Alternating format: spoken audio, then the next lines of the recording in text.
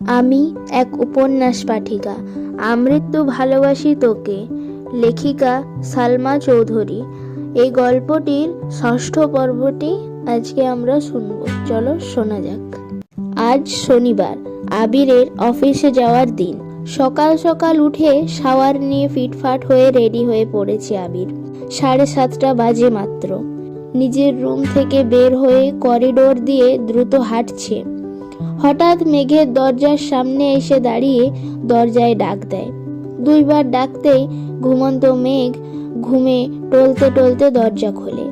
সামনে দাঁড়িয়ে আছে আবির ভাই। নিজের চোখকেই যেন বিশ্বাসই করতে পারছে না।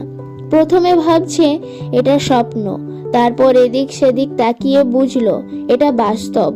আচমকা এভাবে আবিরকে দাঁড়ানো দেখে ভ্যাবাচেকা খেলো মেয়েটা। মেঘের চেহারার নিদ্রিত ভাবটা লেপ্টে আছে এখনো। আবির পূর্ণ দৃষ্টিতে পরখ করলো অষ্টাদশী রাঙা মুখ বিবর। তারপর চোখ সরিয়ে নিয়ে বলল, 5 মিনিটের মধ্যে খেতে আয়। পুনরায় দ্রুত গতিতে হাঁটা দিল। আবিরের অযাচিত উপস্থিতি নাড়িয়ে দিয়েছে মেঘের মস্তিষ্ক। হঠাৎ মনে পড়ে গেল 5 মিনিটেই নিচে যেতে হবে। তৎক্ষণাৎ ছুটল ওয়াশরুমে। 5 মিনিটের মধ্যে নিচে উপস্থিত হলো মেঘ। এই সময় মেঘকে খাবার টেবিলে দেখে অবাক হলো সকালে। 2 বছর যাবৎ মেয়েটা সকালে সবার সাথে খায় না। প্রাইভেট থাকলে আগে খায়, না হয় সবাই অফিস বা স্কুলে চলে গেলে তারপর খেয়ে কলেজ যায়। হালিমা খান ছুটে আসলেন মেয়ের দিকে। আয় আয় বস মা, কি খাবি বল। টেবিলের কাছে আসতেই দেখলো একটা চেয়ারই ফাঁকা আছে। সেটা আবার আবির ভাইয়ের বিপরীতে, কিন্তু এখানে বসার বিন্দুমাত্র পরিমাণ ইচ্ছে নেই তার। কারণ আবিরের আশেপাশে থাকলে মেঘ কেমন একটা ঘোরে থাকে। মন মস্তিষ্ক সব যেন আবিরের নিয়ন্ত্রণে থাকে। কিন্তু কিছু করার নেই, বাধ্য হয়েই বসতে হলো এই চেয়ারে। আবির মাথা নিচু করে মনোযোগ দিয়ে খাচ্ছে। মেঘ তখন ঘুমে টলতে টলতে আবিরকে দেখছিল রাজপুত্রের মতো, কিন্তু এখন আর সে তাকাতে পারছে না। শীর্ণ বক্ষ ধরফর করছে মেঘের। মনে মনে খুব করে চাচ্ছে একটু তাকিয়ে আবিরকে দেখতে, কিন্তু মনে হচ্ছে কিছু একটা মাথায় চেপে বসে আছে। মুখটাই তুলতে পারছে না। আলী আহম্মদ খান হঠাৎ বলে উঠলেন, মেঘ মা, আজ থেকে তোমার নতুন টিউটর আসবে। সারাদিন তো তুমি বাহিরে থাকবে, তাই তাকে সন্ধ্যার পর আসতে বলেছি। মেঘ চুপচাপ খাবার খাওয়ার চেষ্টা করছে। বুকের ভেতর যে ঝড় তুফান চলছে তা যেন কেউ বুঝতে না পারে। আবির সবার আগে খাবার শেষ করে বাসা থেকে বের হয়ে গেল। আবিরের পিছনে পিছনে আলী আহম্মদ খান, মোজাম্মেল খান ও ইকবাল খানও চলে গেলেন। ইকবাল খান আগেই অফিসে জানিয়ে দিয়েছে অফিস যেন সাজিয়ে গুছিয়ে রাখে। আবির অফিসের সামনে এসেই বাইক পার্ক করে অফিসে ঢুকতে গেল। সিকিউরিটি গার্ডে বলে ওঠে, স্যার আপনার একটু বসতে হবে, বড় স্যাররা না আসলে আপনি ভেতরে যেতে পারবেন না।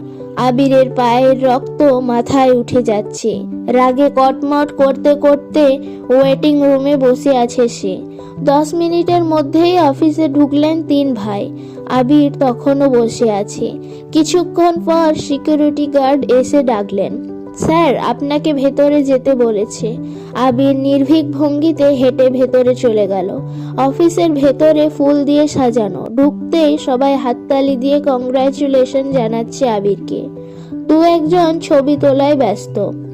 বাবা, চাচা 3 জন আর আবির মিলে একটা কেকও কাটলো।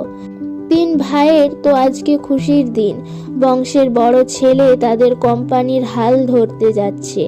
এর থেকে বড় পাওয়া আর কি আছে। তানভীরের মতো আবিরও যদি মুখের ওপর বলে দিত আমি ব্যবসা সামলাবো না, তখন তো কিছুই করার ছিল না। আবির যেহেতু মেনে নিয়েছে, এতেই হবে। ঘন্টাখানেক হলো আবির অফিসে এসেছে। এর মধ্যেই চাচু ইকবাল খান ভাতিজাকে সব কাজকর্ম বুঝিয়ে দিতে ব্যস্ত। অন্যদিকে আলী আহমদ খান এবং মোজাম্মেল খান আজ আড্ডায় মগ্ন। তাদের মাথা থেকে সব চাপ চলে গেছে।